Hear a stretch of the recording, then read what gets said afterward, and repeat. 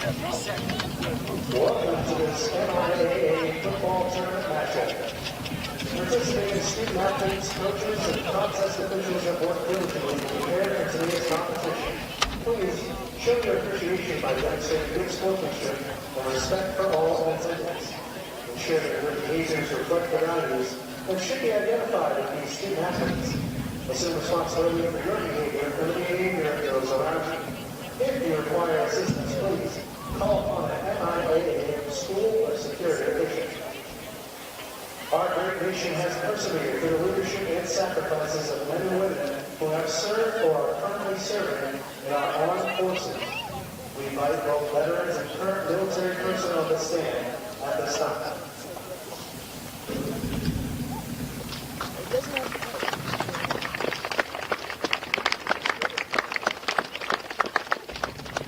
We thank you for your service to our country.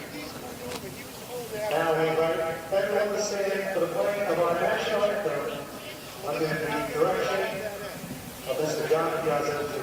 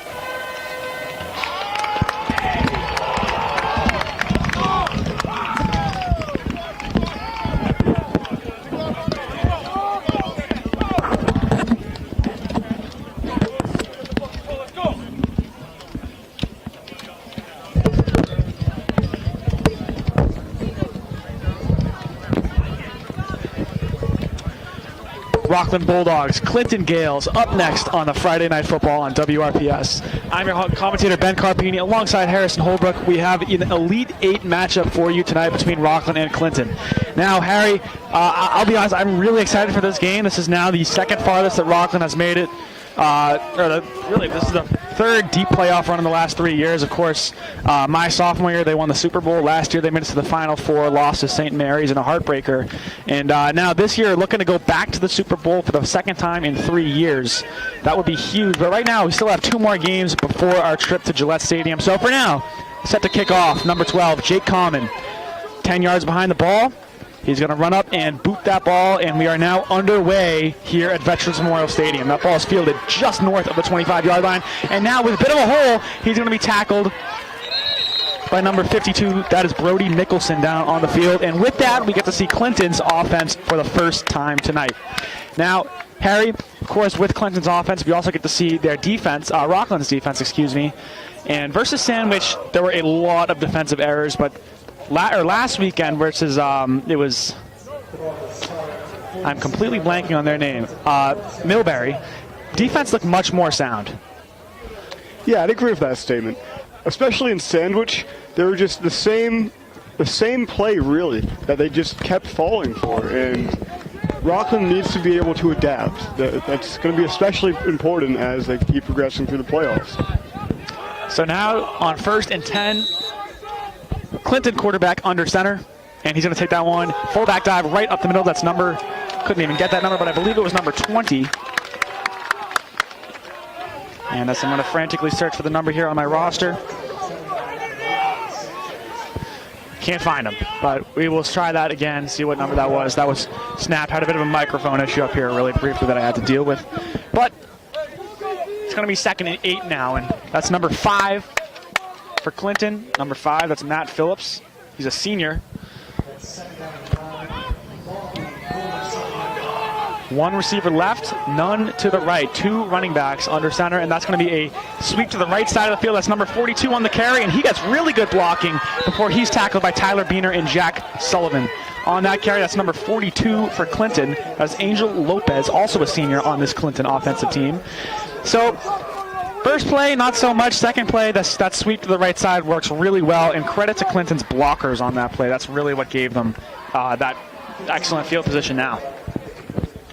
Yeah, they really worked through that hole very well there. Rockland really should have stopped that one a little bit sooner. 1st and 10 from Rockland's 38-yard line, and they're going to snap that one right to the running back, handoff on the right side of the field, and he is tackled after a pretty good gain. And again, couldn't catch the number on that carry. Vantage point up here is not amazing for reading numbers, but 2nd and 4. Looks like maybe 2nd and 3. But either way, Clinton so far moving really fast down the field. Rockland's defense in need of a stop here. Now fake fullback dive, handoff sweep right side to number 20. Jack Sullivan in pursuit, and he brings him out of bounds. Number 20, that's Tatum Casella. He's only a sophomore, by the way, for this Clinton team. It's always interesting to see some underclassmen action in varsity football games. And I've said this before, but typically when you see underclassmen starting on varsity, it's either because they're really stellar at their position or this team's dealing with injuries. And I haven't heard of any major injury report from Clinton, so I'm going to go ahead and assume that number 20, Tatum Casella, is probably a really good running back here. It's number 5 under center. He's going to hand that one off again. It looks like to Casella. Nope, they're going to hand it off to Lopez. And he's going to get really good. He's just still moving on his feet, taken down just shy of the 5-yard line. And I'm sorry, not Lopez. Oh, sorry, that was Lopez on the carry. Still learning my numbers here a little bit. 10 minutes down, or 10 minutes to go in the first quarter. Only 2 minutes have elapsed, and already Clinton nearly in the end zone. Yeah, so far Clinton has been walking right through that Rockland defense. I'd like to see Rockland get a lot more of those stops, those small gains. They really got to prevent those. Phillips going to be directly under center again. That's a fullback dive up the middle. He will go virtually nowhere, being stopped. I see Keegan Butler, Jack Sullivan, Sam D'Souza among the 3 tacklers.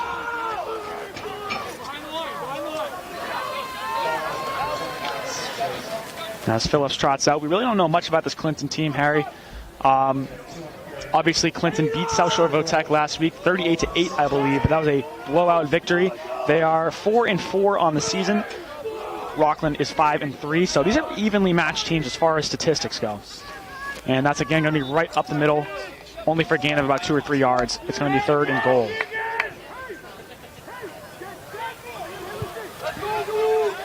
Well within the red zone now. Clinton's looking to score here, get up on the board early in what is the 2nd round of the MIAA Division 7 playoffs.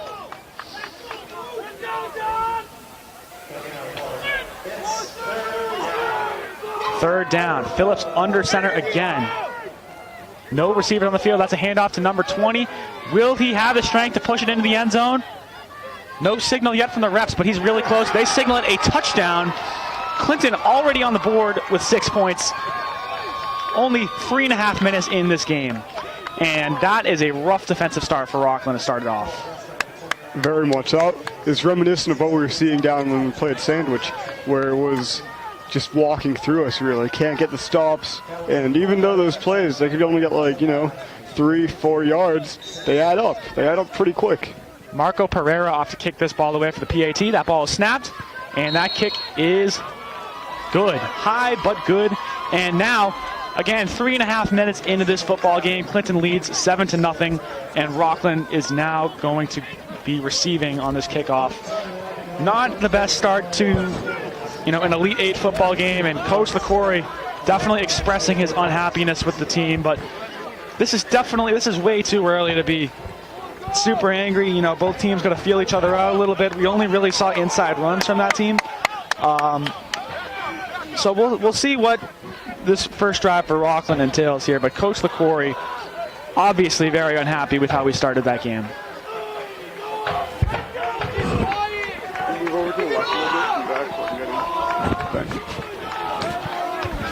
Back deep to return. Dom White, Taryn Williams, and Jordan DePina 3 deep returners. And Pereira's going to kick that one off again. It's a blackout theme tonight in the fan section. I'm looking over, starting to fill up pretty good. Unfortunately, I'm not wearing much black today, but it's also about 40 degrees outside, so I don't have much warm black clothing, but it's pretty trivial. Pereira kicking this ball away. That's a low kick. It's going to be fielded by Brandon Camo, and he will fall on that at the 32-yard line. So Rockland's offense coming out for the first time tonight. They were able to put up only 1 touchdown last week. Of course, Taryn Williams had a kick return to end the first half. That was the second touchdown of the game for Rockland. Or sorry, first touchdown of the game. Their second touchdown, I believe, was Jordan DePina on a rushing touchdown. Can't remember off the top of my head, but not extremely efficient last week versus Millbury. There were a lot of times where they were very close to scoring and just weren't able to push it in. DePina out of the shotgun, and he's going to hand that one up to Erner to start off the night. He's going to gain, looks like 2 yards from this point up here, and he'll be taken down at the 35-yard line. One of the main things I want to see from this Rockland offense is a lack of the pointless penalties that we had last game. Just the false starts, all of them. I think I counted like 4 in one of the quarters alone. It was not very good for Rockland. That was definitely a focus this week in practice, was making sure to cut back on the discipline issues as Erner's going to muscle his way up the middle, a little bit off to the right side, and he will get that ball just shy of the 40-yard line. Looks like they're going to spot it at the 39. Just shy, actually. It looks like literally inches shy of the 40-yard line. But yeah, the discipline issues have been fraught throughout our game the last 2 weeks, and looks like we started to end that a little bit last week, especially in the end of the game. It was pretty much error-free in terms of false starts, but Erner's going to take that one again. Will he get the first down from this angle? Looks like he's very close, but we'll wait for the refs to spot this one.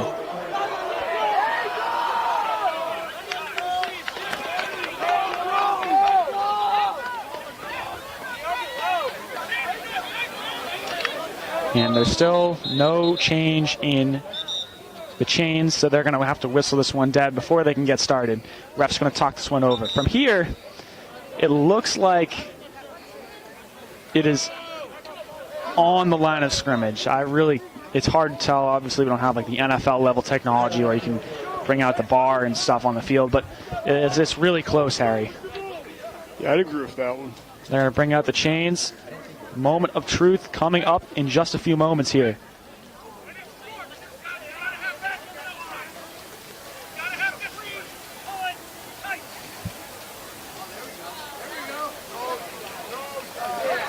Measuring.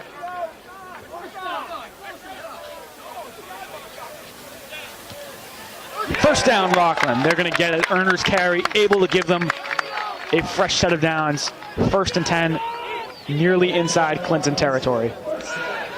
So far with this Rockland offense, Joe Warren has been used quite extensively, and it's only been 4 plays, but we should hopefully see a lot of them tonight. It's a very strong running game. Erner, of course, had an over 200-plus all-purpose yards game. I believe that was versus West Bridgewater earlier this year. He's been the bell cow running back for Rockland all season. DePina, he's going to take this one QB keeper right side of the field, and he's going to be tackled out of bounds. And that's a pretty good wrap-up tackle there by number 9. Number 9 for Clinton. That's Aiden Green. He's a junior, excuse me. Green's tackle stops the clock, or at least it should. But they won't. It's going to keep running. So maybe he didn't get him quite out of bounds. But 6 minutes and 50 seconds to go in the first quarter. Coronel, the center. Not many noticeable changes in the offensive line. Looks like a pretty standard Rockland offensive line out there tonight. DePina's going to take that QB keeper again. This time, inside left. He's going to meet the line of scrimmage, maybe about a yard extra. Ball comes out. Rockland was able to jump on it quickly. It was Joe Erner who hopped on it before anyone else could touch it. But I believe the ball was dead before much could be done with that fumble anyway, Harry.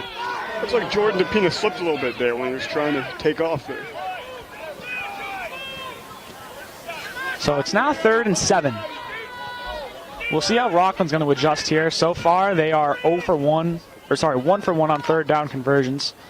But of course, that last one was only about a 2-yard run, and it was just barely good. So we'll see if Rockland can stay 2 for 2. It's a trips left formation. They got 3 receivers out right. Brandon Camo, the Z receiver on the inside, and that's going to be a screen out wide to Terran Williams, and he gets absolutely demolished before he's able to go anywhere. And Rockland's punt team will come out for the first time tonight. I think if I was Jordan Pena in that situation, I would have waited a little bit. You know, let the receivers a little bit further down the field. Since it looked like the Clinton defense was on Terran Williams pretty good, very strong. That honestly just looks like it was an issue with the blocking on that outside part of the field. And I'm going to look here on my phone for instant replay on the live stream, see if we can get anything here. I don't think it was much blocking on that side of the field. Common now to punt the ball. That one's far and away. That one's going to bounce at the 30-yard line. Still rolling now at the 20, and that one will be touched by Joe Erner at the 18-yard line. So Clinton's now going to have more than 80 yards to go before they hit a touchdown. Of course, they're 1 for 1 tonight on drives and scoring. And we're now live streaming. Is that on Instagram, Seth? We're live streaming on Instagram too. That's pretty cool. But yeah, so 5 minutes to go in the first quarter, and Clinton up 7-0. Rockland has to punt. Seen a bit of variety with punters so far. It looks like Jordan DePina has been the short distance punter. Jay Common, obviously, is the kicker of this team. He's more of the long distance guy. But Jay Common's punt sets Clinton up well within their own territory.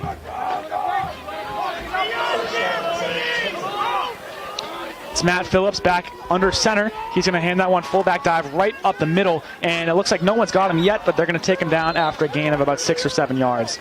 And that is number 29 on the carry. Number 29, still searching here. That's Enrique Sanchez.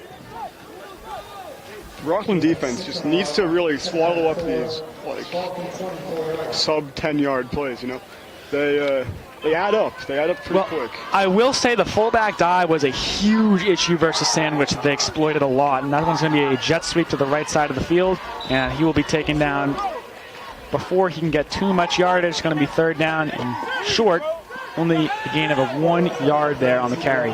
Jax LeDuc comes off the field. They're going to put Dom White in. So expect here 1 extra defensive back potentially.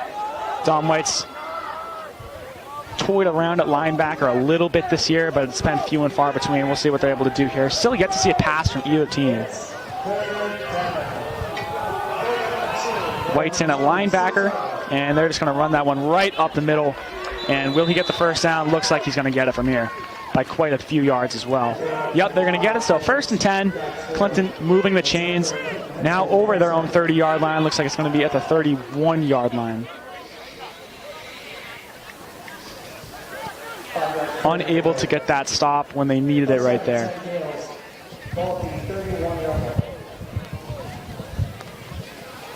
The Duke back on the field. Looks like 3-4 defensive backs out there. Standard defensive look. And that's going to be a handoff right on the left side of the field. That's number 33 on the carry for Clinton, and he's going to go out of bounds, but not before gaining the first down and about 4 yards extra. Number 33 for Clinton. That's Axel Ramos, excuse me. Been calling a lot of names for this Clinton offense, and what that tells me is that they're a really diverse team in terms of weapons and who they can use. And we've seen a long list of people so far tonight for Clinton. They've been using everybody. Only makes this defense harder for Rockland to have to stop all these list of numbers. Phillips directly under center. I don't believe we've seen him in shotgun once tonight.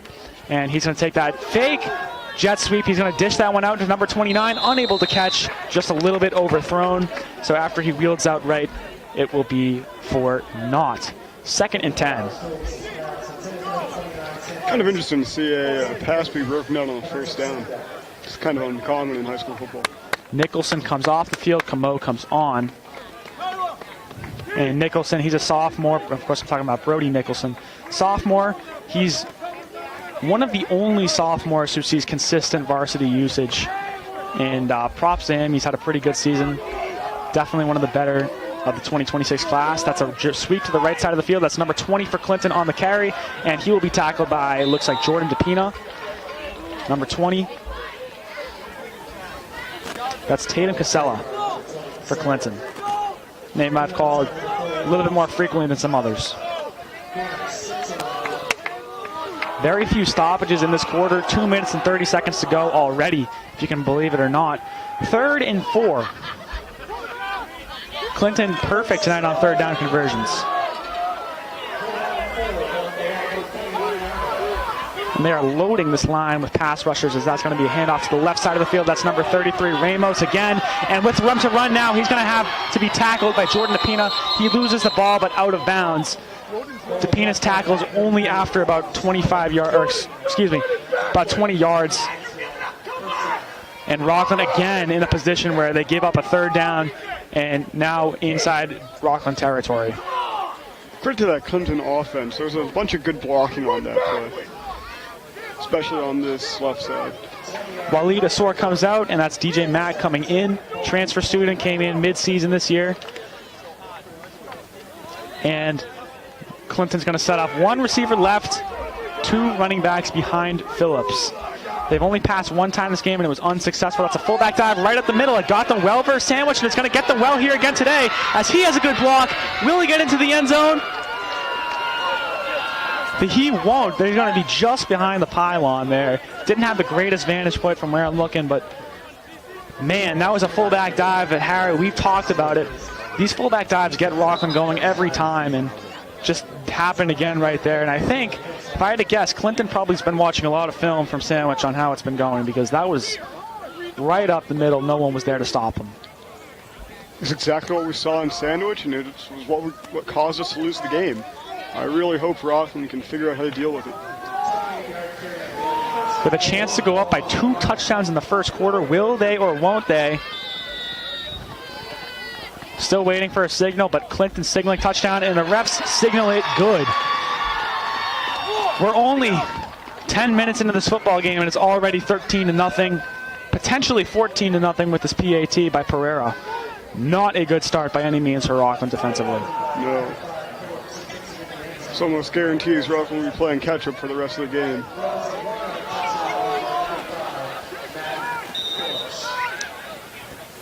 PAT now. That ball snapped, and it's high, and again, doesn't look like it has the power, but it's able to get through.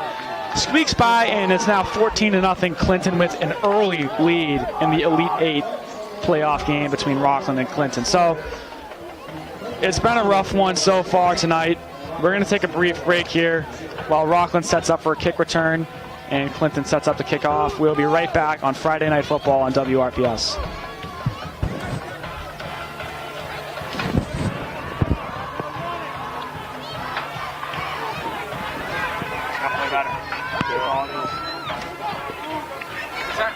They're just going to play better. They start losing to the fullback dive. Now. You guys can just move it. Heads up, boys! Heads up! Good point. Which one is the master? This one? Right there? Oh, it's that one right there? Okay. I left the rest mic up because it's hard.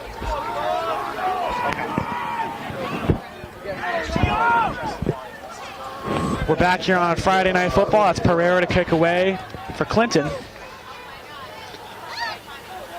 And that ball is high. That's going to be fielded, looks like, by Dom White. He bobbled it a second, but fielded at the 15-yard line, and now Dom White on the return. He's going to get a pretty good return there, tackled, but only after getting to about the 36-yard line. That's a gain, return, of about 20 yards. And out comes Rockland offense for another time tonight. Unsuccessful for the first drive. Hopefully they have some better energy after that drive, because, I mean, that first drive was just rough to watch. Ended on a punt. We were barely able to get the first down, unable to get the second first down, had to pump with Jay Collin, but looking to score here to make it only a 1-score game. And I will say this, Harry, the energy at Veterans Memorial Stadium is, I can barely feel it, man. It is quiet here. DePina takes the snap. That's a QB keeper on the right side of the field. Gets a decent block from Camo, but he's, after cutting inside, gets tackled on, looks like the 38-yard line, but that was a good block by Brandon Camo there. to keep him from being tackled for loss. Now 2nd and 8. Depina trots out. 52 seconds to go in the first quarter.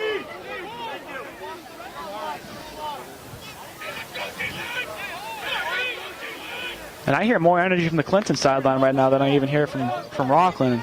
That's something that certainly should not be happening at Veterans Memorial Stadium. Depina out of the shotgun. He's got Taryn Williams right in the slot. That's Tyler Bean on the left side of the field, and he's going to drop back to pass, but have to scramble, and he's going to be taken down. Looks like a loss of about a yard or two there. And that's been something that I've noticed a bit from Depina, as it looks like it was probably a design QB run there, but even on non-designed QB runs, he's very quick to scramble, and you can't blame him when you're as athletic and as quick as Jordan Depina. Of course, you're going to want to scramble, but sometimes I think if Depina spent maybe an extra 2 seconds in the pocket, he'd be able to find that open receiver downfield. Yeah, but as proven through the season, it can be risky to do a lot of passing. 3rd and 11 now, loss of 3 yards on that sack in the backfield all the way on the near side. Depina out of the shotgun. He's going to drop back to pass. Gets a good block in the pocket from Erner, but it was no good as a pass rusher comes in from the right side and sacks Depina for a huge loss after he tried to scramble. Excuse me. That right side of the offensive line, that was just not good. That was not good blocking. And I know that's kind of a basic description of it, but there's really no other way to put it. So first quarter expires after that sack way deep in their own territory. 14-0, Clinton with a 2-touchdown lead, as Rockland will most likely punt after this quick break. We'll be right back on Friday Night Football on WRPS.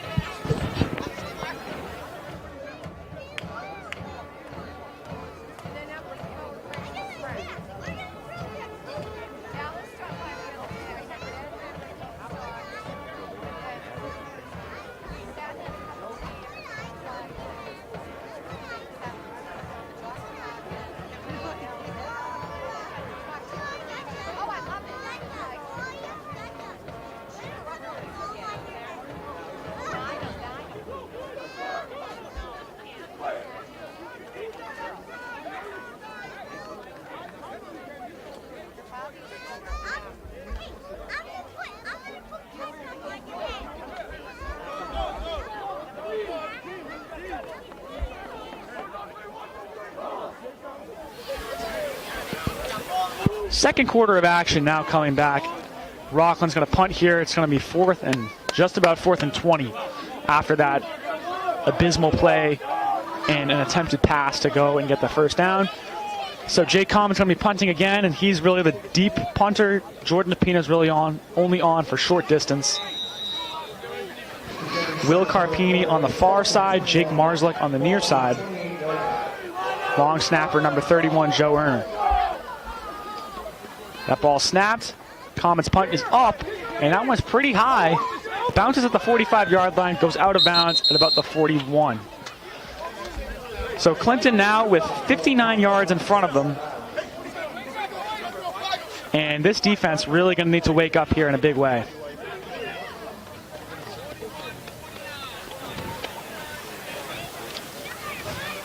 (14-0) in the first quarter is not a good place to be for Rockland. Or 0-14 rather. So. Looks like this D-line is going to be a combination of Tommy Sadamid, Keegan Butler, Waleed Assour,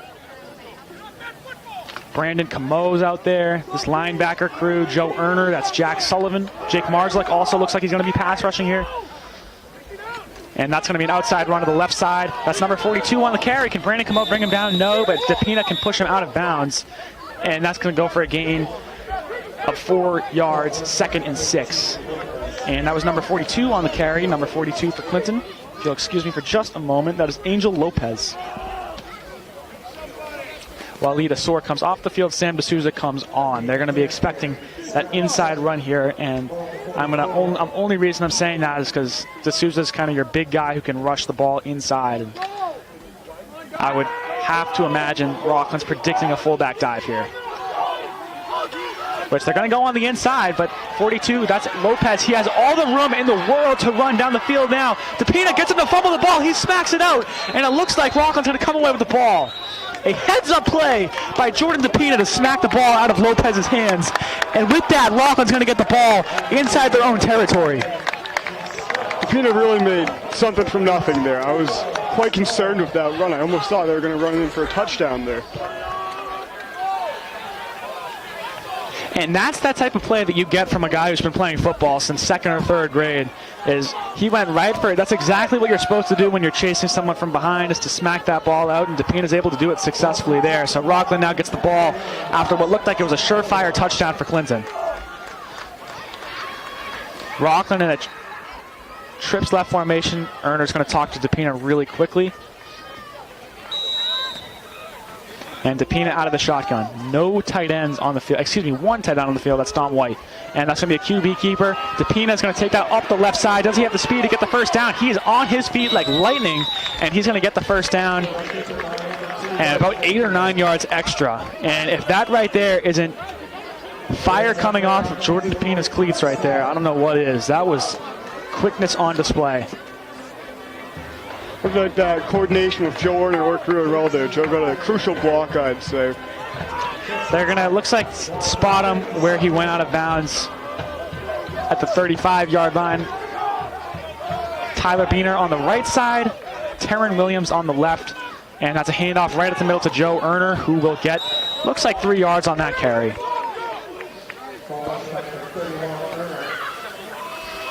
Now right around where third base would be if this was a baseball game. Of course it's not. DePina going to tell us huddle the play. 2nd and 7. Tyler Beener is going to be a split out on the right side. Terran Williams in the slot.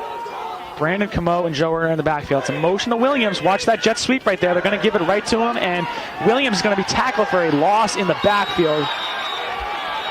And that, he just slowed down way too early.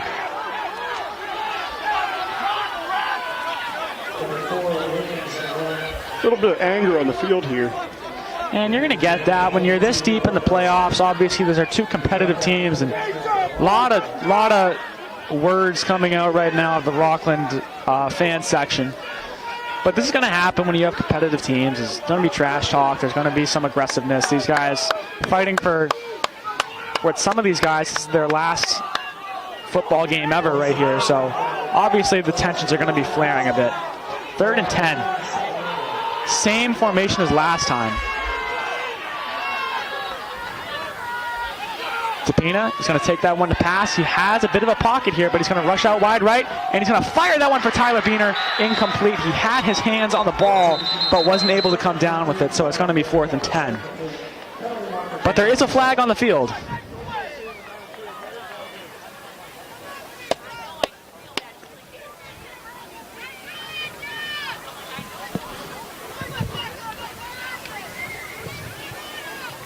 See what the ref says here in just a moment. We're going to see if the ref mic works.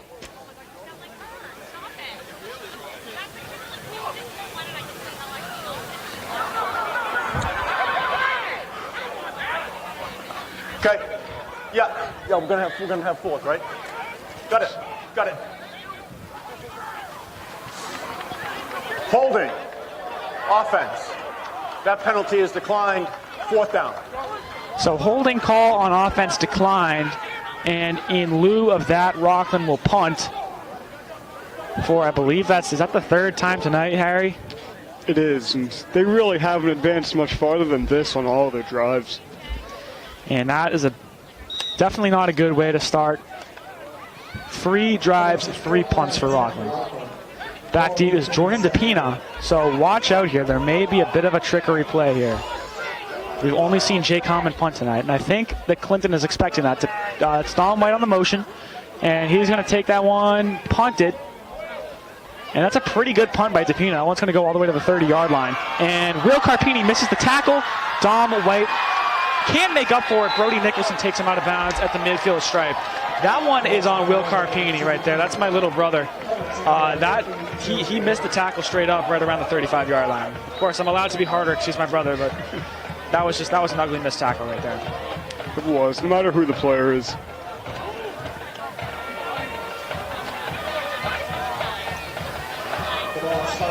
So ball is spotted about an inch behind the 50-yard line. Clinton could set up shop here to score for the third time in 4 drives. And let me tell you, if that's the way that Rockland's going to go into halftime, that is going to be a not very fun locker room to be in. Phillips under center, handoff right up the middle, and Sam bounces off the lineman. He's not going to be tackled. Instead, he's going to bounce outside left and get about 5 yards extra. I couldn't see from here, but I think Sam D'Souza was blocked, so I don't actually think he had his hands on the running back. But it looks like it could have been a tackle for a loss, but not going to happen. 2nd and 5.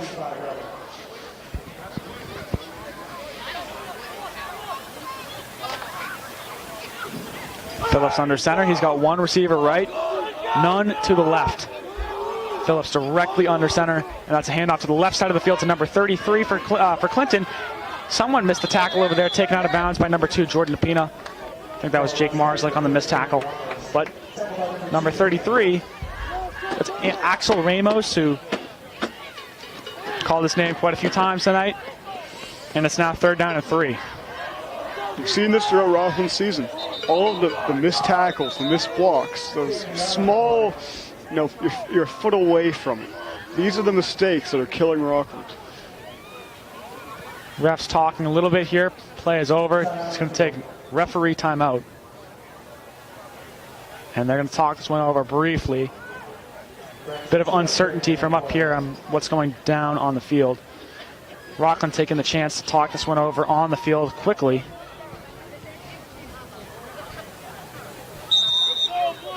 And I will say, number 33, Keegan Butler, we haven't seen him terribly much this year, and we're starting to see him play D-line a lot this game. So we'll see if that adjustment has any implications that are, big on this game. But just something that I've noticed watching this game. Typically, I've only seen him at linebacker. They have 5 rushers going into the backfield. And that's going to be a fake handoff to the left. Keegan Butler in pursuit. And that ball's going to be caught by number 29, who has nobody on him. Jordan DePina, the only one in sight. He bounces off DePina. He's still moving. And it takes about 5 Bulldogs to tackle him as he gets all the way to the 13-yard line. My goodness, that was... I don't even have words for that defense right there. That should have been a sack. Keegan Butler was hot in pursuit and just a wide open tight end on that play. Sets up Clinton with a gain of about 30 yards, and number 29 on that reception. That's Enrique Sanchez. He's only a freshman. And his ability to bounce off people the way he did, that was impressive from just a football objective standpoint. Phillips under center again. And that's going to be a handoff to the left side of the field to number 33. That's Axel Ramos. Can he get into the end zone? He will with ease. And that is Clinton's 3rd touchdown of the evening. Rockland currently trailing 21-0. 20-0, but you have to imagine it's about to be 21-0. This game could not be going much worse right now for Rockland, and I hate to say that. Of course, I'm a Rockland fan, but I mean, this is just not good football. This is just a bad game to watch. Ref blows the whistle. Pereira, PAT is good. So it's now 21-0, and we're only 17 minutes into this football game, and this is just, I could keep repeating myself, I won't. I'll let, the viewer obviously digest this game as they will, but 21-0 this early in the game is by no means a good football game, to put it as delicately as possible. Back deep to return, Taryn Williams, Dom White, and Jordan DePina. DePina's closest to the booth, Williams the farthest, and Dom White in the middle. And Pereira's going to kick this one off for the 4th time this evening. Excuse me, I believe that's the 3rd.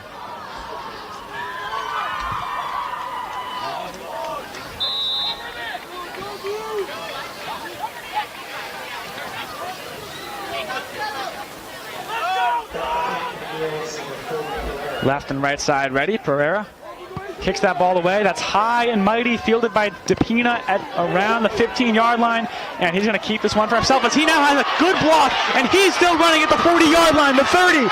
Will he score? It looks like he will. Jordan DePina able to break the scoreless streak for Rockland, and he runs that in. That's an 85-yard return by number 2, and with that, Rockland finally able to get on the board tonight. Jordan DePina once again proving his athleticism, sneaking through all of his. I think I saw 4 defensemen on them right there. And that right there is an energy booster for a Rockland team that desperately needed some momentum to shift in their favor. And they finally get it there. That's the second kick return for Rockland now in 2 games. This is really good for special teams right now. This is exactly what Rockland wants from their special teams. And DePina tired on the sideline, but that 85-yard mad dash for the end zone, you can't blame him. Commons kick, high snap, but it's able to be grounded by Benson. And that ball is no good. Had the height and the distance, but just outside the right side of the goalpost. So it's going to stay 21-6, but at this point, at least Rockland's on the board.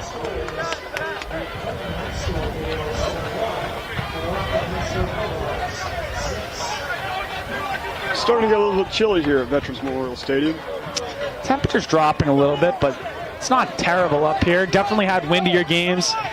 Of course, I remember last year, couldn't tell you who we were versing or even what time of year it was, but I was with my former co-host Gerald Ellison, and it was like rainy and 40 up here. And those type of games, I'll tell you what, those are not fun to commentate. I'll be quite frank with you. But this one, you know, Rockland's down right now by 15 points. But, you know, I'll say my energy got boosted a little bit by that kick. By that kick return. And weather's not terrible up here. It's manageable when you layer up. And we'll see if Rockland's able to eat into this deficit here. Commons kick is up and away. Fielded, can't be fielded. That one's still bouncing at the 20-yard line. Fielded by number 25 after he slipped and fell quite a bit. But who's going to make the tackle there? Not 26. That's Eli Nassif. He's going to be tackled instead by number 3, Tyler Beener. So that little slip up right there by Clinton's number 25. 25 for Clinton being Gavin Naughton, a sophomore, is going to set up Clinton with quite a bit less field position than they would have hoped.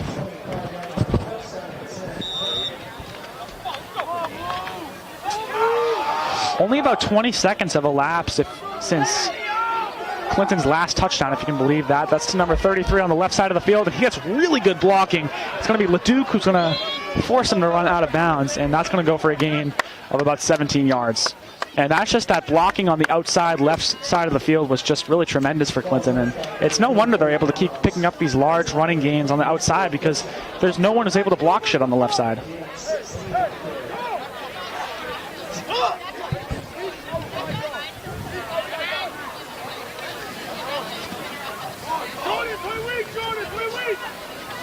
Play weak!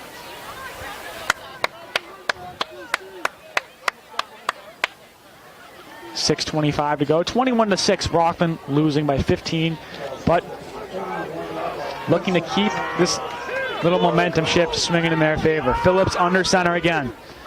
And that's a play action pass. He's going to drop out right, but he's got pressure coming in from Rami Assour. No one in front of him, however, and he's going to take this one before he's still running, by the way, at the 20-yard line. Nobody in front of him. And Matt Phillips going to run that ball in for a touchdown. He started at his own 41-yard line. That's a gain of 59 yards. And Matt Phillips, again, on that missed sack opportunity, turned into a huge gain and an eventual touchdown on this try. And I mean, this just depresses the Rockland. I mean, look at the sideline. Everyone's in shambles, and you hear the crowd. No one's cheering except for Clinton fans. And 27-6, potentially 28-6. This is just rough. That kick is good, and it's now 28-6. We're not even in the third quarter yet. By absolutely no means should that have been a touchdown. That should have been a sack or even maybe only a gain of about a yard or two or so. But I do want to shout out, I don't remember who, but there was one Clinton blocker on that play who made that play happen, able to block. I forget who. This is the biggest issue of not having instant replay available to us, but there was one key block on that play that set that up. So it's only been about 50 seconds, and in those 50 seconds, Clinton has scored 2 touchdowns, Rockland has scored 1. So that should give you kind of an idea of just how poorly this defense is playing for Rockland. And obviously, good that Rockland scored a touchdown, but that was a special teams touchdown, which I wouldn't really count as much against Clinton. That's a low ball fielded by number 87, Brandon Camo. He'll take this one for himself. Rather than falling on it, he'll get that ball up to about the 42-yard line.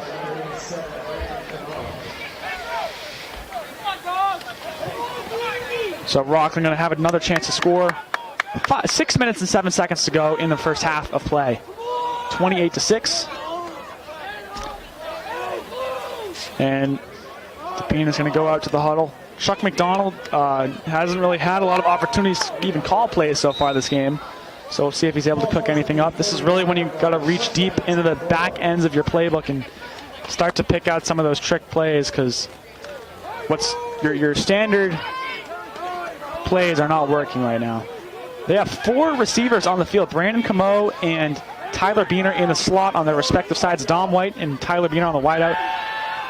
And Depina with a pocket closing in on him, firing that for Taryn Williams. He's unable to make the catch, but that was a pretty good pass by Depina.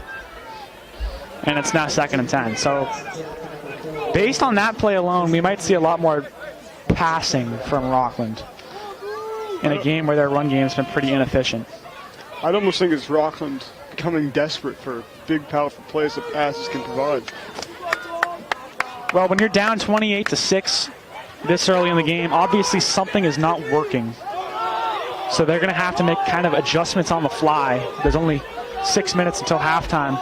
You're going to have to make these quick standing adjustments until you can have some minutes. That's a low snap. Depina able to pick it up before anything bad happens. And with pressure coming in, he's going to be sacked for a loss of 10 yards. And again, that pocket closing in just too fast for Depina to do really anything. Only exacerbated by the horrible snap there.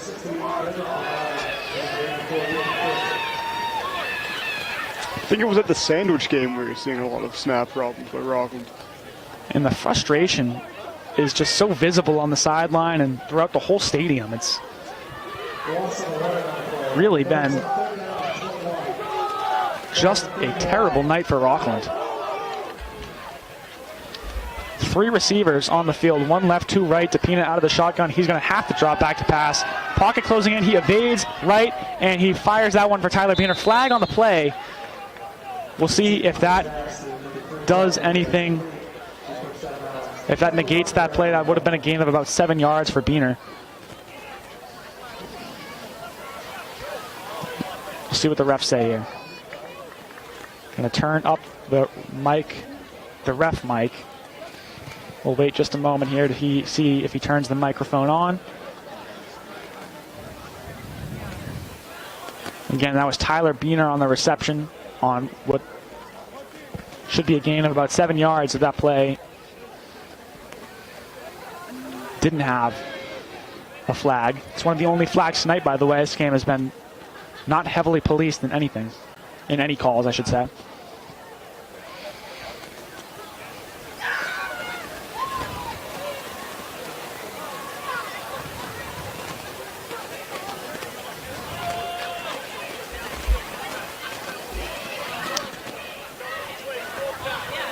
So, ref mic doesn't work there.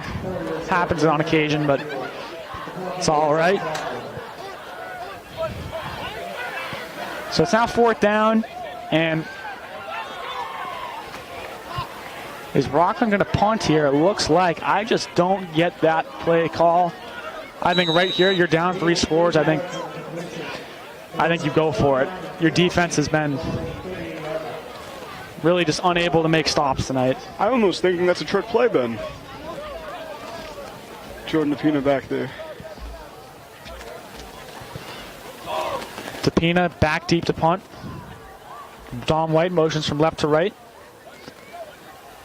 And that's a direct punt, low but far. That one's going to go, still bouncing and unable to be fielded. Did the receiver touch it? I believe he did. It looks like he touched it. And if the Clinton returner touched the ball, then that's Rockland ball at the 25-yard line. But they're going to say that he didn't. And instead, Clinton will get the ball at their own 25-yard line with 4 minutes and 54 seconds to go in the first half of play.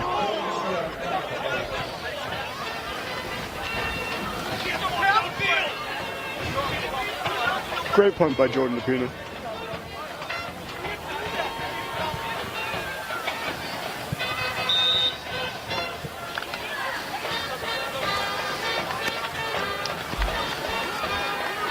Five rushers going in. That's going to be a handoff right up the middle to number 33, and Williams will make the tackle. Gain of 9 or so yards.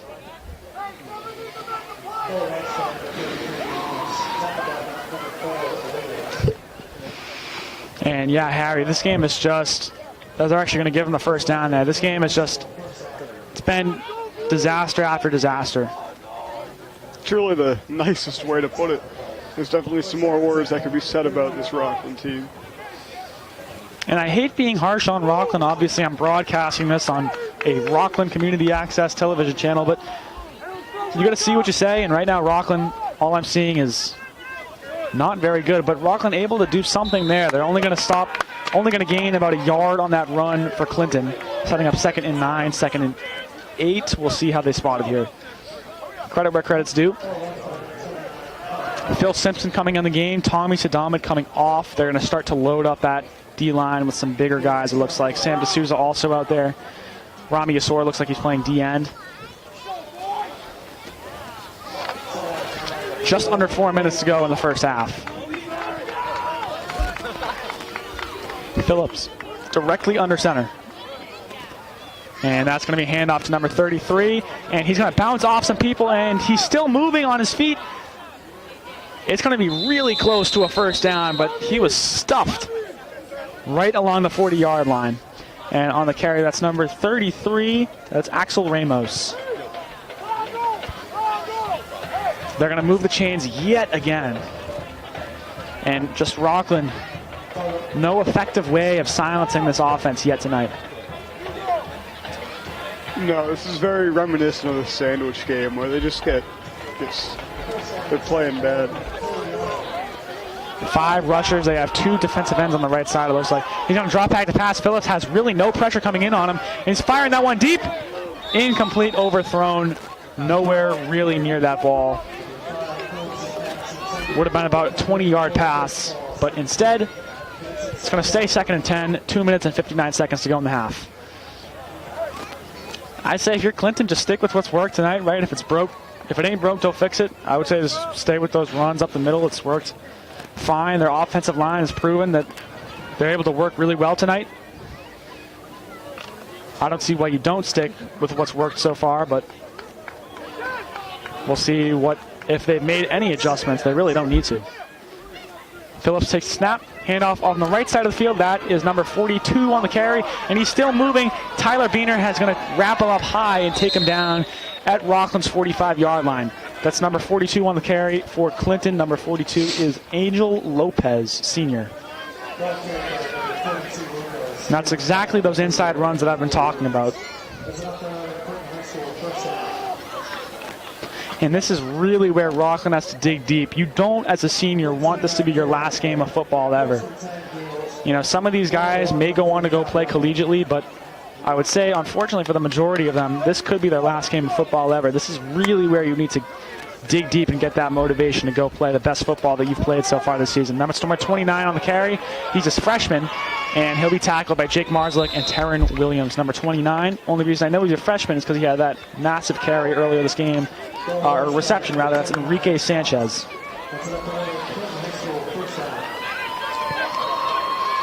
That's Keegan Butler coming off the field.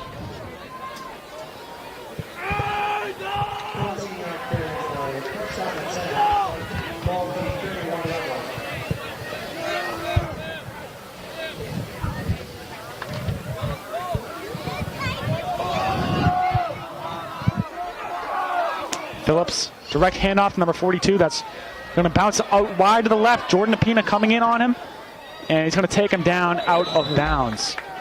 Number 42, Angel Lopez, excuse me. Setting up second and manageable for Clinton.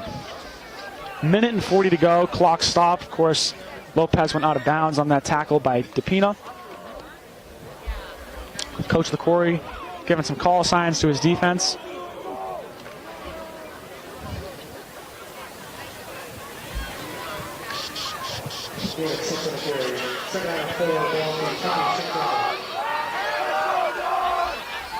And that's going to be a handoff to the left side of the field to Ramos, but Sam D'Souza brings him down behind the line of scrimmage. And Sam a little bit slow to get up, but he does. That's the play that we need more often right there from guys like 77.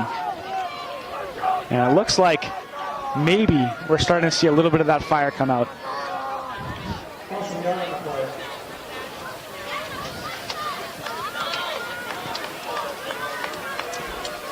Phillips comes out.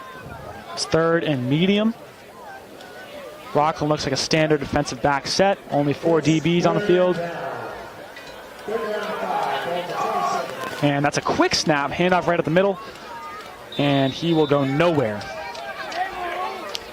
Now less than a minute.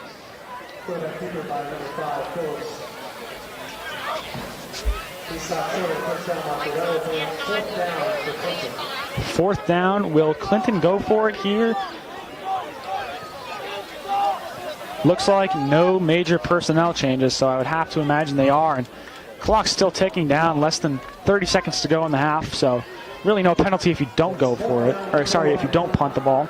They are going to go for it. Run up the middle. That's number 29 on the carry. Enrique Sanchez, I believe, and he will not have enough for the first down. And Rockland will get the ball with 18 seconds to go. Looks like Saddam a little bit slow to get up.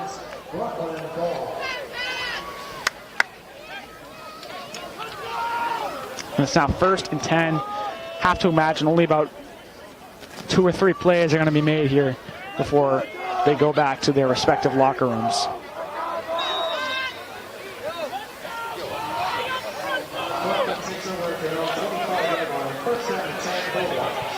Dom White, the sole receiver on the left side of the field. Joe Erner is playing slot receiver on the right. Taryn Williams is in the backfield. So watch for that handoff or that little curl route to, they won't give it to Williams, rather high pass intended for Dom White, unable to make the catch. Setting up 2nd and 10.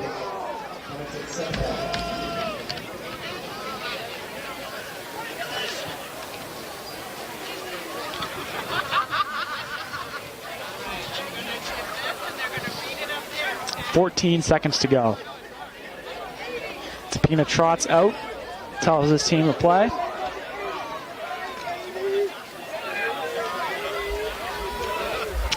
Trips left formation. Erner back in the backfield. They're going to bring this one out to Powell. QB keeper. He's going to evade a tackle. Oh, no, he won't. He's going to be taken out the 21-yard line. And took him down by the jersey.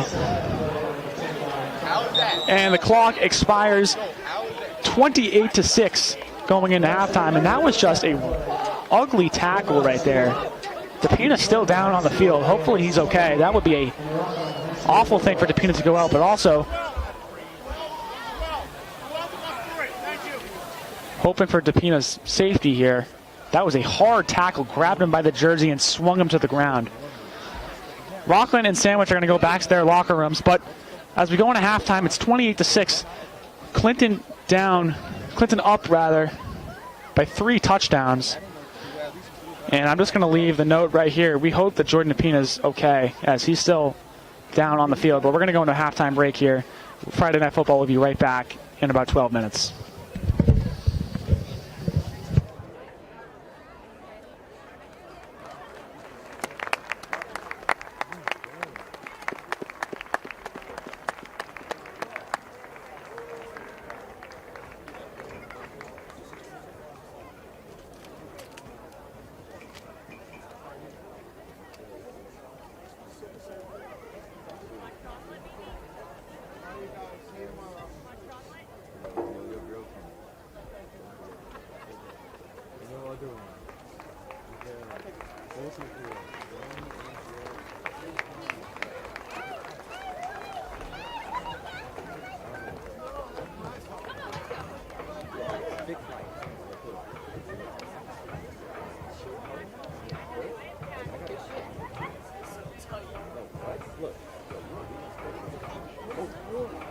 Untighten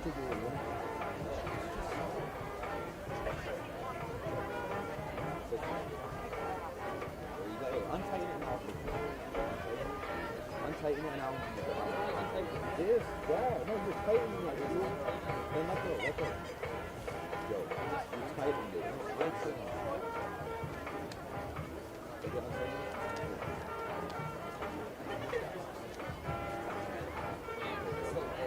There, yeah, no, this is the, this is the tighten it with it. Like mad tight. See, all ones like that. The whole team, man.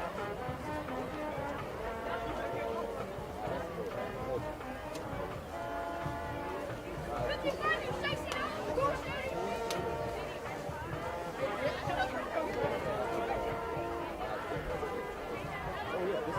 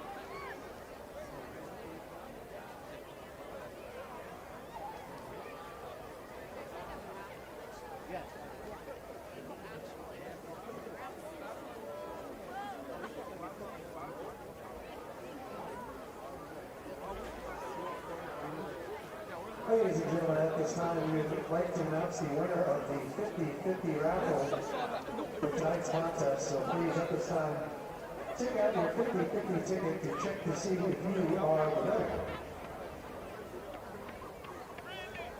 Here is the winning number for tonight's ticket. The winning number is 740507. Once again, that winning number 740507. If you have this winning ticket, please come on up to the press booth at this time to claim and confirm your winnings. Once again, that number is 740507. Thank you.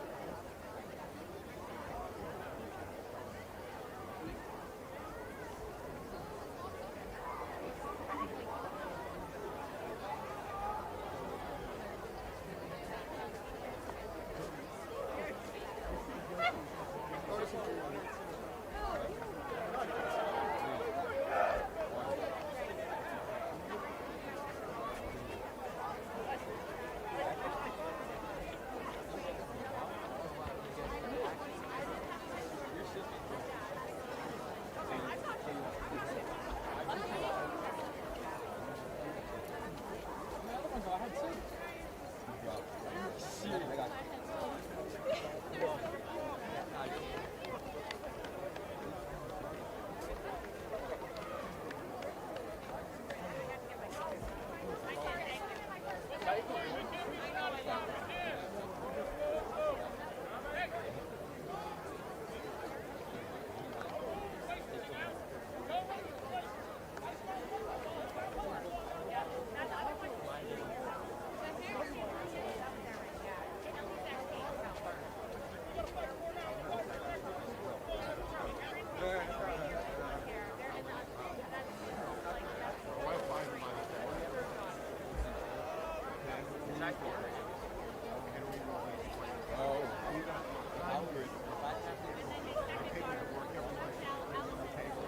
Every other cup, that's it.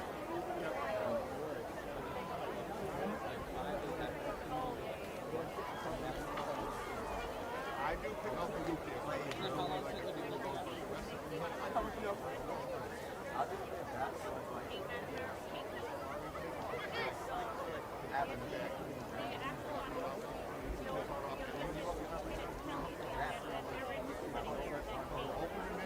Open the mystery cup ones, and if they're not ready for yeah, you wrap them back up and throw it.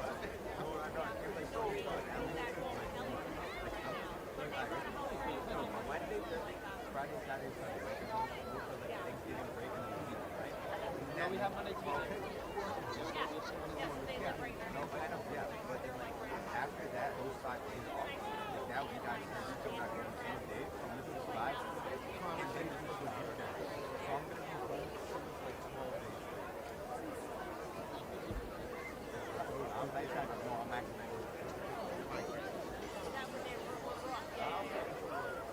I'm not. I'm just playing like Madden or play GTA or That's what we're doing before I get surgery. You have to play today or tomorrow, bro. 27. At least a week.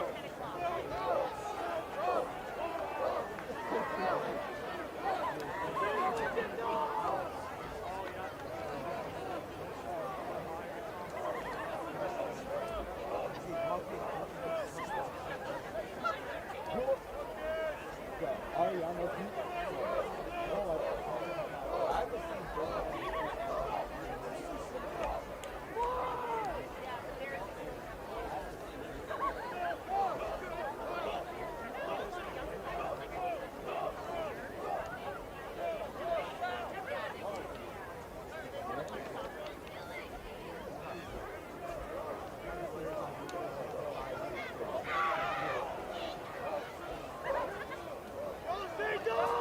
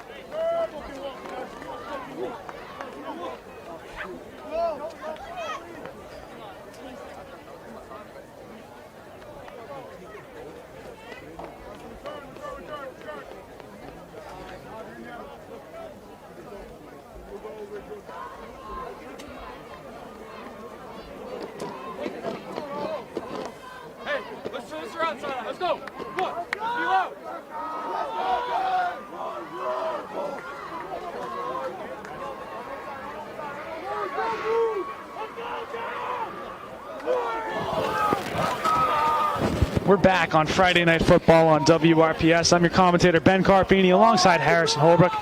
We have 24 minutes of football left to play as Rockland's going to be back deep to return on this kickoff. Back deep. Jordan DePina notably out of this kick return unit. Instead, Marvelous Pleasant, number 27's out there back deep to return in his place. Pereira's going to kick this one off for Clinton. And of course, score right now, 28-6. Rockland had what we'll call a very poorly managed first half and are going to be looking to seriously improve upon what they were failing to complete in the first half of play. So, excuse me, I'm putting my hood on, getting a little bit cold out here.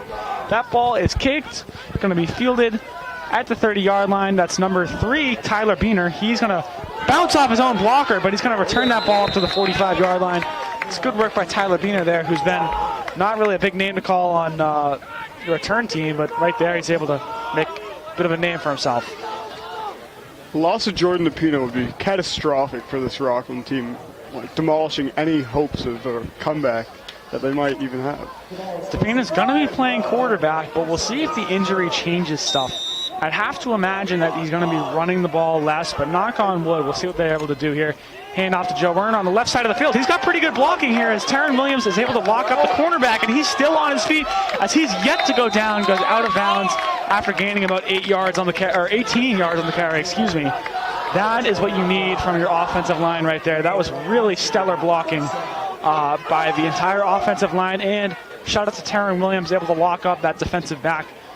So he was unable to tackle Erner on the outs when he bounced out left to the outside. That's exactly what Rockland needs. They need to keep, they can do that more, you know. I'd have to agree. DePina, hand off to Erner again. He's going to bounce out left, and he'll be tackled for a much less gain, but still pretty substantial. It's going to be a gain of about 4 yards. 2nd and 6 coming up for Rockland. And hopefully they can go down and score a touchdown on this drive. That would be huge. But so far they've been unable to produce anything offensively. Their only touchdown came from a kick return from Jordan DePina. Every other offensive drive has resulted in a turnover on downs. So DePina's off the punt. There's a flag on the play. And we're going to turn up our ref mic for this one. Hopefully the microphone is working. We'll see about that in just a moment. It's not working. So that's a bit unfortunate. But false start moves the ball backward. And after that gain by Joe Werner, it's going to go backwards by 5 yards. So it's now 2nd and 12. And that is absolutely something Rockland cannot afford to have at this moment, is those false start calls. 2 receivers left. Tyler Beener in the wideout, Taron Williams in the slot. That's handoff, or sorry, Joe Erner in the slot. It's handoff to Taron Williams out of the backfield. Didn't even notice that. And he hurdles a man, gets over to, looks like 3rd and 8, 3rd and 7. Erner comes in, Jax Leduc comes off the field. So it's 3rd and long.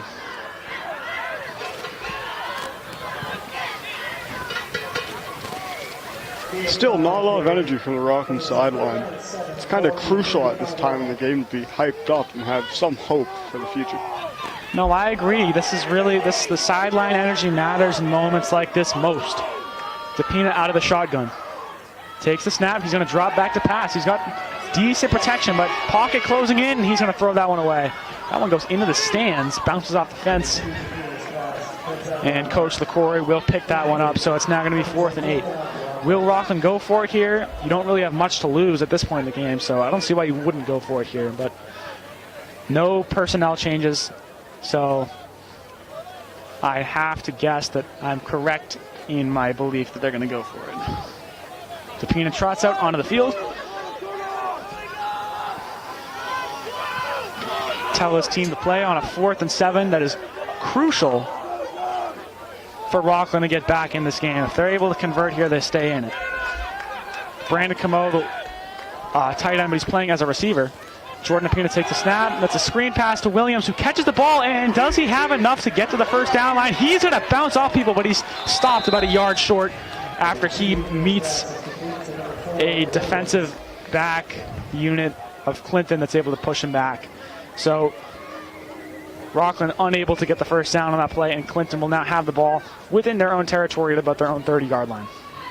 Not a Clinton defense on that. They really filled in that side of the field very well. Had nowhere for Tyron Williams to go. And, Williams was pretty crafty, but just no one was there to block those last two guys that would have made that a clear-cut first down. Rami Asor coming on the field. No one comes off, so that's your 11th man right there. Looks like Rockland's still going to try to rush 5 guys. As I see Rami Asor, Tommy Sadame, Keegan Butler, Brandon Camo, Sam D'Souza are all on the line of scrimmage. Jax LeDuc, Jake Marzlick, Taryn Williams, and Tyler Beener are defensive backs, and your linebackers, Joseph Erner and Jack Sullivan. That's a handoff to the right side of the field to number 42. He's tripped up, but he stays on his feet. Tackle made by Tyler Beener. Gain of about 8 yards, number 42 on the carry. It's Angel Lopez, name I said quite a bit in the first half.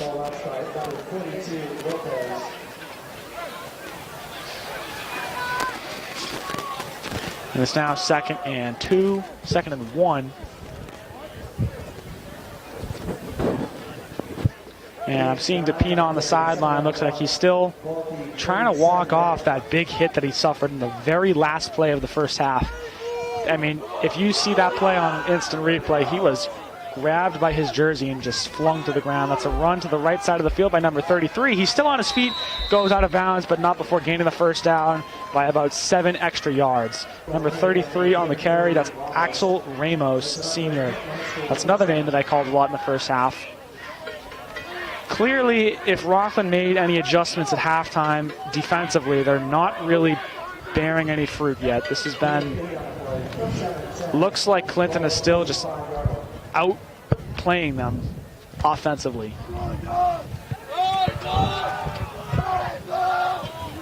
Quick handoff, fullback dive right up the middle. That's number 29, who had a near touchdown in the first half of the game. He's going at the 30-yard line, shakes off Tyler Beener, or will he? He'll be taken down after help from Keegan Butler comes along at the 30-yard line, 20-yard line, more at the 19. Butler's effort able to stop that ball before it could go any further. Rockland's defense just has never been able to deal with those fullback dives. Sandwich, they must have done like 20 fullback dives that game. Almost all of them pierced through that Rockland defense. Same thing here. I've seen a lot of fullback dives here, and Rockland just has no counter to him. Phillips under center. Handoff to the right side of the field to number 42, and he will be tackled by number 87, Brandon Camo. Number 42 on the carry is Angel Lopez. So Clinton once again well within the red zone. It's 2nd and medium, looks like 2nd and 6 from up here. Don White comes on the field, Jake Marzlick comes off. They're going to be putting in an extra linebacker here, it looks like.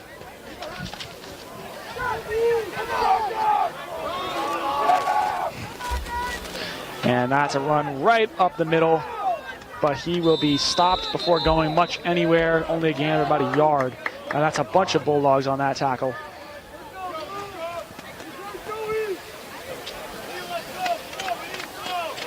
So it's now 3rd and 5, looks like maybe 3rd and 6. Yep, 3rd and 6, they'll call it. If they're able to get a stop here, Rockland is still able to manage a comeback in this game. If Clinton's able to come down and score, it becomes infinitely harder. Phillips is going to take that right for himself up the middle, and no one there to stop him.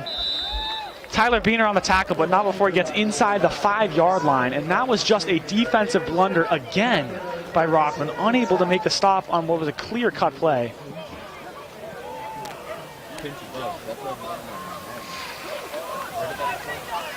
This late in the game, Rockland can't afford to have those mistakes. They really couldn't afford to have them in the beginning with this score deficit, but they cannot afford to have them now if they want any hope of a comeback.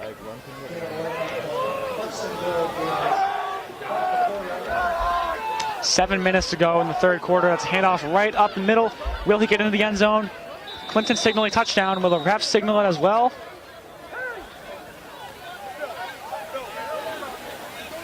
Nothing yet. They're going to spot it just outside the goal line. So Clinton will have to come on for at least one more play. That's Rami Asor coming off. Phil Simpson goes on. They're going to try to get a goal line defense going here. Watch that stack on the line.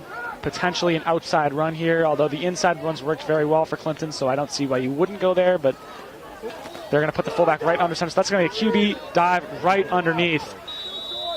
And in a Philadelphia Eagles fashion, were they able to push it over the goal line, excuse me. Still no signal from the referees, and they're going to call it a touchdown. So once again, Clinton scores.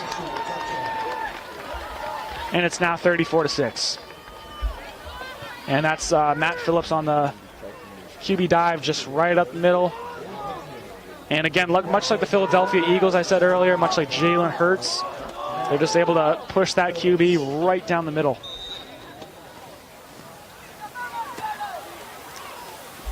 Pereira's kick is up, and that one is good.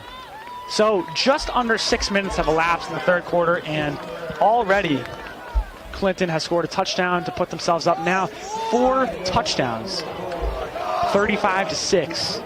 And this game just gets ever farther away.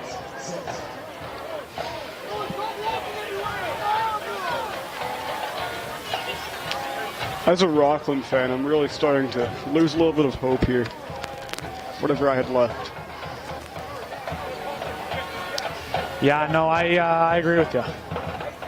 It's easy to lose hope in a situation like this. I'll stay optimistic, but a comeback from this far back would be monumental. Coach Corey tells his sideline back up behind the white line. And Pereira will get psyched to kick this one underway. Had the day off from school today. It was Veterans Day, tomorrow. So we get the day off on Friday. It was pretty nice. Football, obviously they had practice at 9 in the morning today and then still came in for the game earlier today. That one goes right through Joe Erner's legs. And does Marvelous Pleasant grab the ball in time? That's really going to be close, but it looks like he does. And that one just went right through that was a 5-hole right through Joe Erner's legs. Marv Pleasant able to dive on the ball before anything severe could have happened. So Rockland will yet again get the football well within their own territory. That ball is going to be spotted. 22-yard line of Rockland, 78 yards in front of them. Can Rockland score their first offensive touchdown of the night? We'll see here. Dom White playing tight end on the left side. That's Hayden Hatch in at quarterback. Joe Erner takes that ball, Hatch hands it off to Erner. This is Hatch's first ever varsity snaps. He's only a sophomore. This is his first year playing football since youth football, which was about 5th or 6th grade. Definitely an interesting switch here. I know obviously DePina injured, but pretty major revelation here. DePina is arguably their most important player here, so the loss of him really just digs Rockland into a deeper hole. Hatch motions Camo, hands that one again off to Erner. Well, does he have the blocking? He doesn't. He'll be tackled for a loss again. Setting up third and very long. We'll see. Do they trust Hatch to throw the ball here? I wouldn't be terribly surprised. I've seen my fair share of JV games this season, and Hatch actually has a very strong arm for a 10th grader. I wouldn't be surprised if they at least try a throw here. There's really no shame in at least trying it when you're down by 4 touchdowns.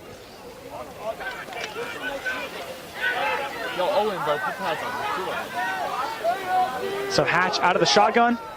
Camo will go over to the right side of the field. Hatch takes a snap, and he drops back to pass for his first varsity pass ever. He's got pressure coming in, and he is sacked right there. And you can't really blame that on your JV quarterback who is throwing his first ever varsity pass when your pocket closes that quickly.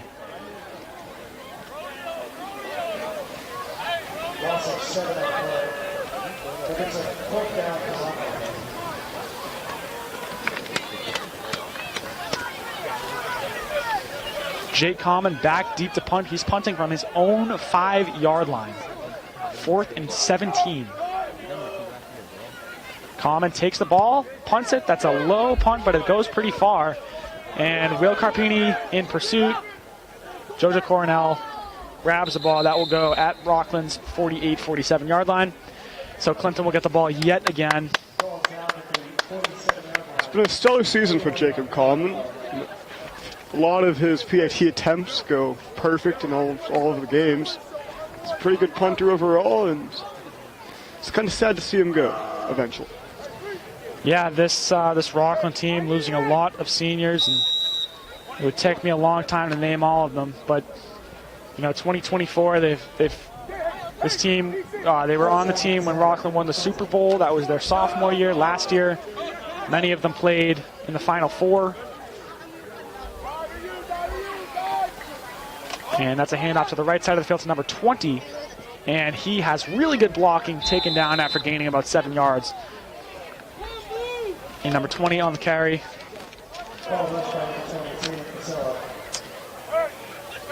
That is Tatum Casella, 2026. Sophomore.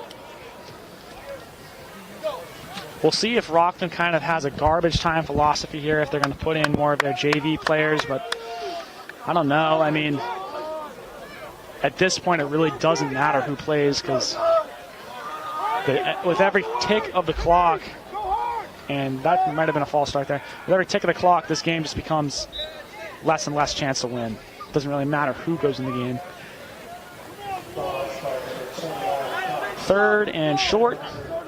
Sanders, who's a little bit slow to get up there, but able to do so successfully. As you were saying, Ben, the hole that Rockland dug themselves into with that first quarter is just, first half is just really holding them back. I can't really envision them coming out of this with a win.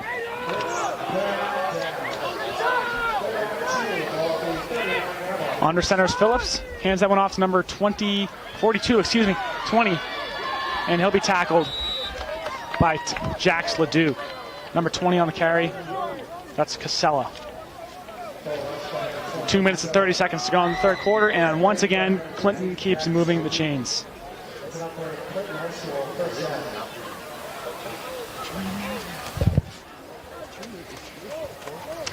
And right now, Uxbridge is playing, I believe, Tingsboro in the on our side of the bracket, and presumably Uxbridge will win that game, as that's a handoff right up the middle to number 33 for Clinton, and he will run in with ease, and just right now they cannot be stopped. Clinton just once again pushes it in the end zone. But actually, let me check just a moment. But I know Uxbridge right now is undefeated. They are 8-0 on the season, the 1 seed for Division 7. But I'd have to imagine that the Final Four matchup will be between Clinton and Uxbridge. Yep, it's Uxbridge and Tingsboro currently playing. Their game started an hour after this one at 7. Presumably Uxbridge winning that game, but looks like Clinton will be traveling to Uxbridge for the Final Four. So it's now 42-6. Rockland down by 5 touchdowns. And we haven't even started the fourth quarter. This game is all but over.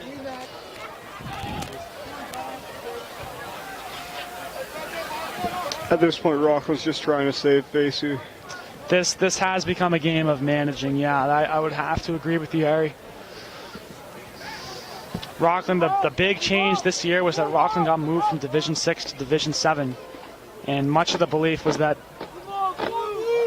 Rockland would really be a powerhouse in the lower division. And obviously not the case. They've got some really stiff competition that they're going to have to deal with for the future, or the coming years. Student section starting to die off a little bit. See a couple people leaving. I don't blame them. Cold, no chance of winning. Well, low chance, I shouldn't say. No. Pereira to kick away. And that ball is up. Fielded by Marvelous Pleasant on the right or left side of the field. And can Marv get anything going? He's going to go right up the middle and get that ball to about the 41-yard line. Decent return there by the freshman. And Sadamit getting a little mouthy.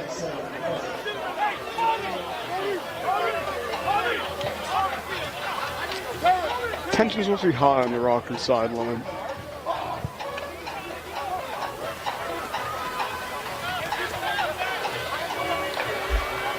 Ball start at the 40-yard line. First down and 10 Bulldogs.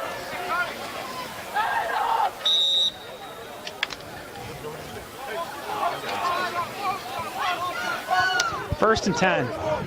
Terran Williams at the quarterback position. This is a wildcat formation. He'll take that for himself. He's going to go on the left side of the field. And he's going to actually get pretty good yardage there. Get about 6 or 7 yards. We'll see if they'll stick with that, but I do see Hayden Hatch going out there, Jordan DePina as well. They might go with Terran Williams at the quarterback position for the remainder of this game. Looks like they are.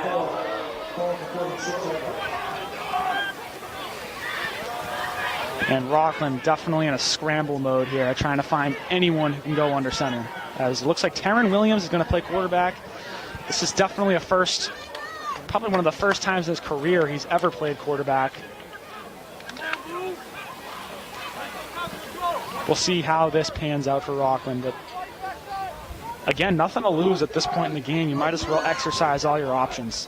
Terran Williams, QB keeper, right on the left side of the field, and he will be swallowed up behind the line of scrimmage by about a yard.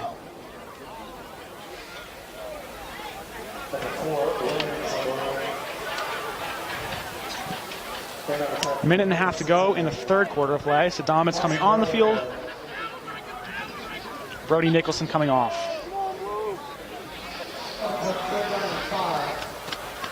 And Hayden Hatch going on the field. So it looks like they're going to run Hatchie in at quarterback. Jake Marslick comes off. 3rd and 5. Don't be surprised if you see a pass play here. But I could go either way on what the play call is going to be. Hatch out of the shotgun. He's going to take that snap and fire it over to Terran Williams. He'll catch the ball. Good pass there. Just no blocking on that side of the field. No, there was really no one to block. If you're the sole receiver on that side, it's kind of, you're on an island over there. But that's a good play by Hayden Hatch. That's going to move the chains. Fires that one over to the 50-yard line. And there's already starting to talk about next season, of course. Hayden Hatch, the expected starting varsity quarterback as a junior next year. Also talk about a freshman, Dustin Ayer, potentially starting at varsity quarterback. Joe Erner runs that one out the middle, gets a gain of about 7 yards.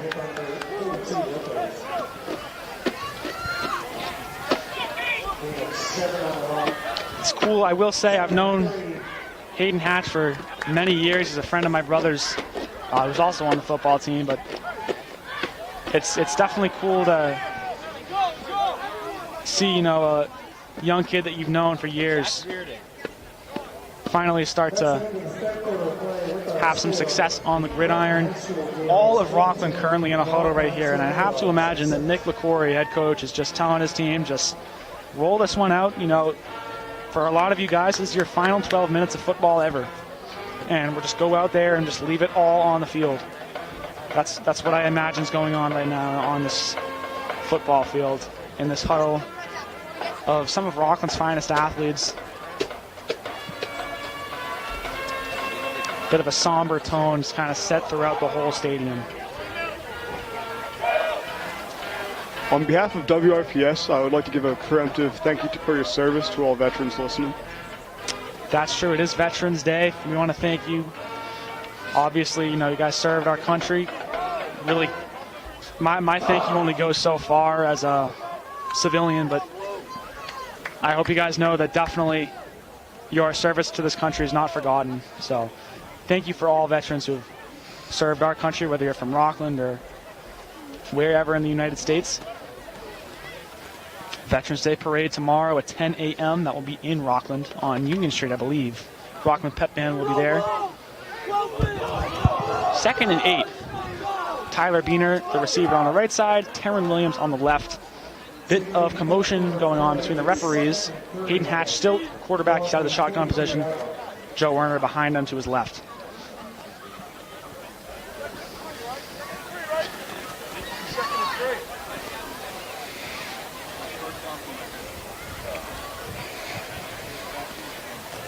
And yeah, it should be 2nd and 3 because it was a first down pass to Taryn Williams to the 50 and then a 7-yard run from Joe Werner. So that should be 2nd and 3.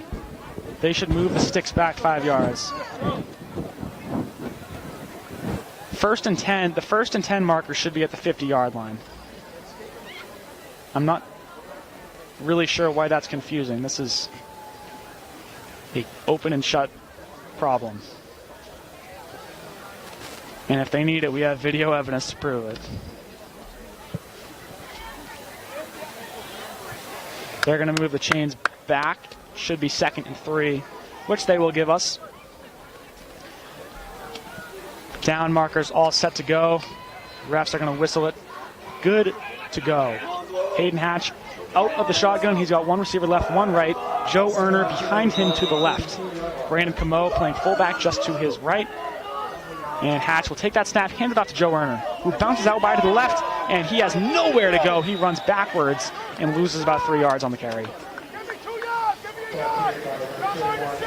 Throughout this game, Clinton's defense has just swallowed up Rockland at every opportunity. And I hear Coach Corey down there. He's just frustrated. I hear him. Give me a yard. Give me 2 yards. Don't give me -6. And you can't blame him. You cannot run backwards right now. Just under no circumstances is there a situation right now where running backwards is going to win you the game. Hatch out of the shotgun. Takes that snap, drops back to pass for his 3rd time tonight. He fires that one for Taryn Williams. Intercepted. And a couple yards too short leads to that interception by number 42. That's Angel Lopez. And that one's not on Hatch. He got thrown into the situation, and you can see his senior members trying to console him a bit. That's not his fault, right? He got thrown into this situation, and only so much you can do as a sophomore quarterback.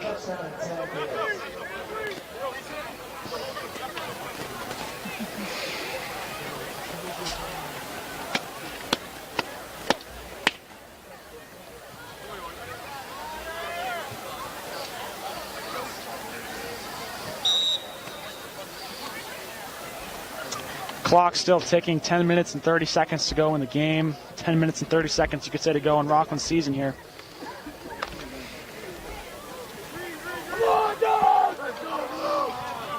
And Clinton's going to set up shop at their own 25-yard line. And Phillips is going to run this clock down.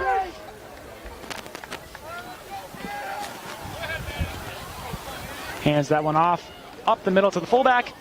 And just unable to tackle him again. Tyler Biener finally wraps up his ankles. It's number 9 on the carry, number 9. Aiden Green, Jr., excuse me.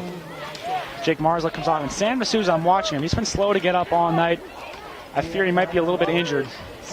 He's coming off the field. He's obviously not doing well right now. A little bit of a limp there. And he's in a lot of pain.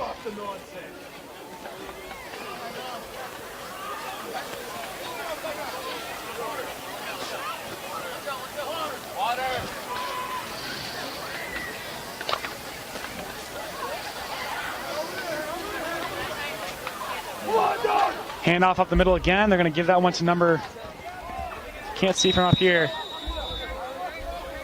number 25. That's a number I have not called tonight, I believe. Number 25, that's Gavin Naughton. I'm sorry, I have called him one time. That's sophomore right there. And who is down on the field again? That's Waleed Assour.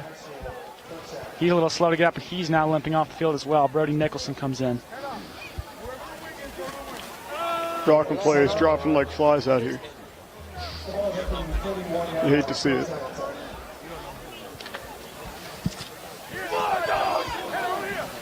And I think both parties just want this game to be over. At this point, all it is a risk of injury.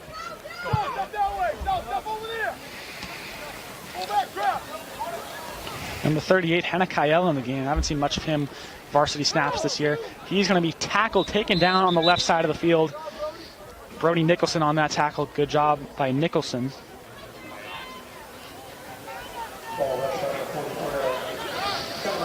And clock just continues to tick down here.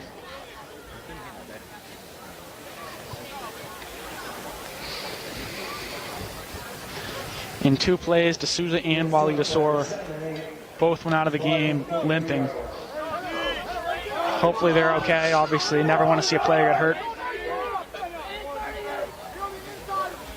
And Phillips just going to run this clock down.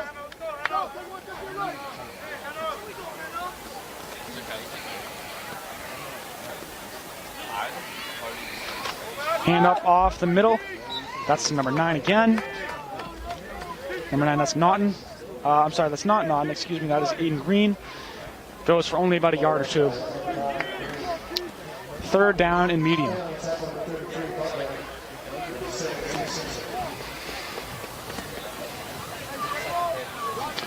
As you were saying, Ben, these last few minutes, they're really just about avoiding injury. The game's decided here. Yeah, for both clubs here, there's a big emphasis on not injuring yourself. And Phillips is going to run out the clock here. Hand off right to 25. That's Gavin Naughton right there. He'll be taken down after a gain of looks like about a yard and a half. Tyler Beener on that tackle. 4th down. And I'm going to be honest here, if they don't punt the ball, to me that just seems like bad sportsmanship. They're just showing off at that point.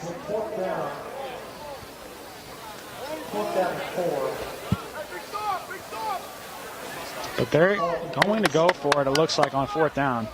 I think you're a senior, you know, this is your last few varsity snaps, you know. Want to make the most of it. Hand off up the middle, 25, that's Naughton. They're going to stop him short. So Rockland able to stop him on downs, and they'll get the ball back, it looks like right at the 50-yard line. Again, Rockland offense has been completely unable to score tonight in just about 48 minutes of football. They are yet to score a touchdown. Only touchdown that's been scored is Jordan DePina kick return. And a motion starting to run here. You can kind of see it.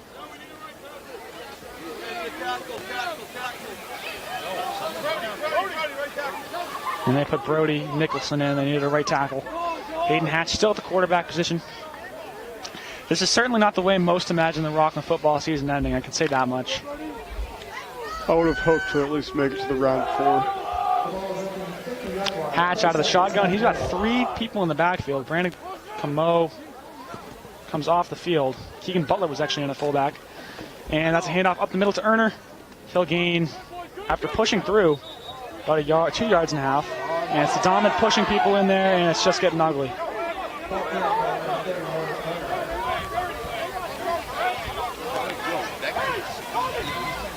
A lot of emotions on this gridiron. And you can hear JoJo Coronel, captain, out there. He's telling, get in the huddle and keep your mouth shut. At this point in the game, it's just not worth an effort to argue.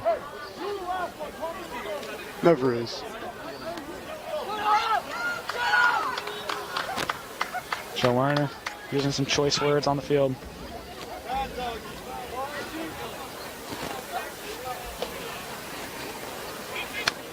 Hayden Hatch comes out again, trying to take command of this offense full of seniors. As a sophomore, Hatch motions his man Williams, takes that snap, jet sweep, handoff to Williams. And Brandon Camo's block just gets ripped. And there's fighting going on the sideline. That was on, just absolutely pushed the Domid. And there's another injured. And no reason for that. You're up 35, 30, well, it's 36 points. Keegan Butler seriously injured on the sideline. He's holding his head. And that was just disgusting from, obviously there's some talking right now, and you know, Tommy Sadamid's involved in it. But that was just filthy. Personal foul. Unnecessary roughness against the defense. 15-yard penalty. Result of the enforcement, 1st down. And the coaching staff of, I feel like I keep saying Sandwich, the coaching staff of Clinton was definitely unhappy with that, and they took him off the field, but that was just really ugly football. Phil Simpson now playing tackle, Tommy Sadaman off the field, I believe. Fake jet sweep, hand off to Joe Werner. He's going to be taken down well behind the line of scrimmage.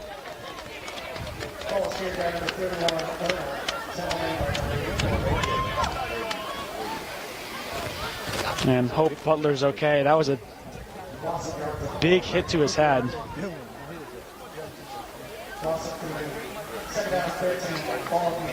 Just unnecessary when you're up by 42-6. There's just no need to get involved in those brawl type of plays.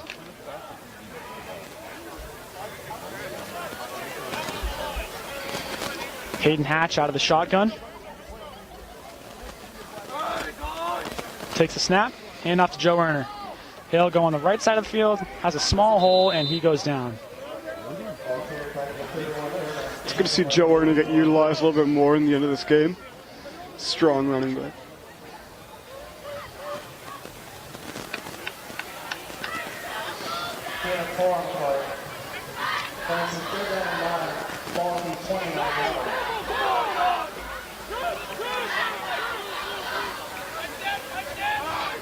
Hayden Hatch, he'll find, that's intercepted. Intended for Terry Williams on the screen pass. That's number 42. And he takes it on the pick six. That is just ugly. I feel bad for Hayden. This is just terrible sportsmanship. When you're up 42-6, you absolutely do not take that and run that back. You slide down. That is disgusting sportsmanship by Clinton. I'm offended.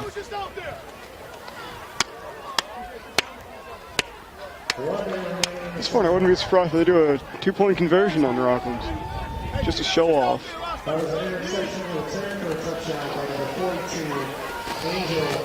I could give a rat what the score is. You don't go on a pick six. That, when you have the lead by that much, you don't go out and you get that pick six. I don't care who you are, what number you are, what team you play for.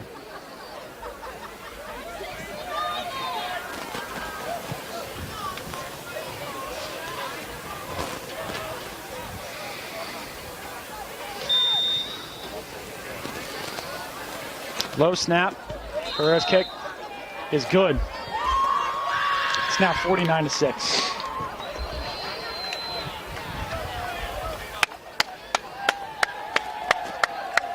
And this game is over. Clinton will move on to the Final Four. They're most likely going to play Uxbridge. Really don't have much to comment on this game. This was just ugly. Brutal is what I'd go with.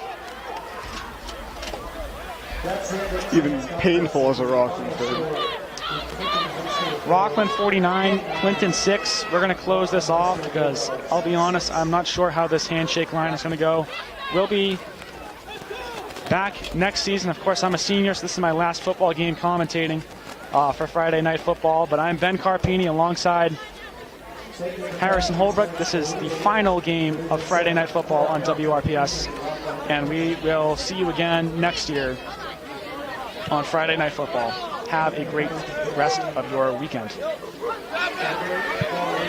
Thank you, veterans.